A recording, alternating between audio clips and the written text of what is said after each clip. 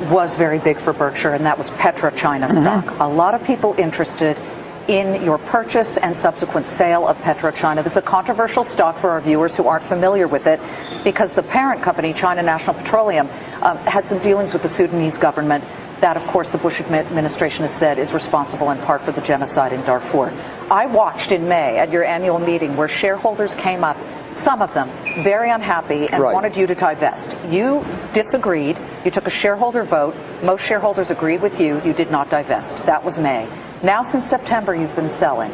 Have you sold your entire stake of PetroChina? Yeah, we've sold it, but we sold it based on price. It had nothing to, I mean, I think at the time of the annual meeting, it was around, in terms of the American stock, it was around 110, and I think it's more than doubled since then. Unfortunately, I sold a little too soon, but it was 100% a decision based on valuation. When we bought PetroChina, the whole company was selling for $35 billion, if you take the number of shares and multiply by the price. When we sold it, it was at varying prices, but it was at about 8 times that price, about 275. No, I'm sorry. It was more. The original price was 20 in terms of U.S.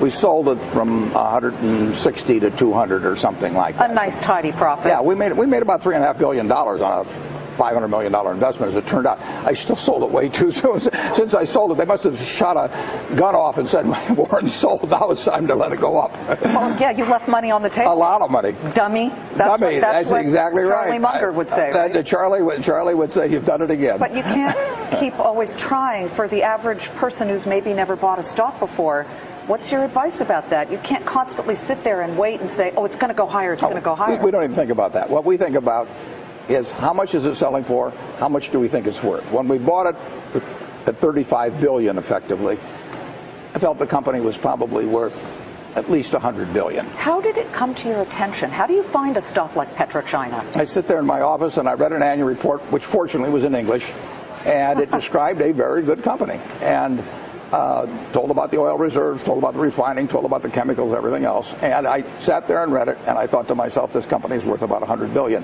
Now, I didn't look at the price first. I look at the business first and try and figure out what it's worth, because if I look at the price first, I'll get influenced by that. So I look at the company first.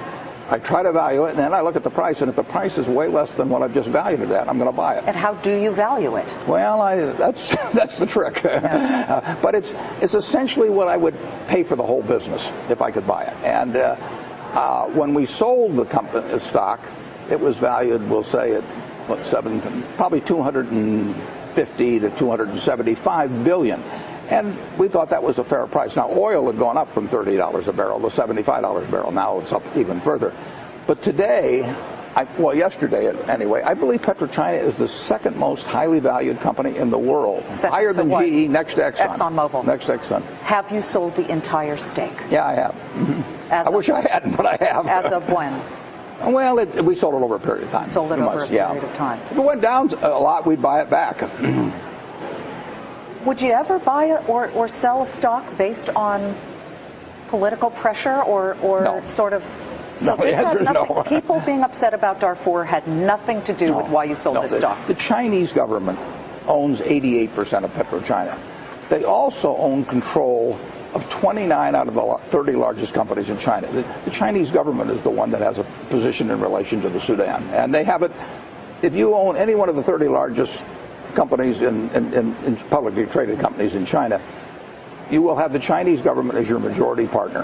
And the question is, are you responsible for their actions? You're going to China next week for a ribbon-cutting ceremony for ISCAR. Sort of the limit of my abilities, Liz. I mean, that's what they use this. You're pretty good at cutting a ribbon. I've gotten used to it, yeah. Are you looking at other companies in China? I don't look based, no, the answer is pretty much no, but I don't look based on countries or that sort of thing. I just read every report I can, and I try and figure out whether something is cheap. But how would you find a report like PetroChina 4 years ago? This was not a name that maybe that a lot of people would. Other guys read Playboy. Yeah, I read annual reports. Are there any annual reports? This is a great centerfold, actually, when I hit PetroChina.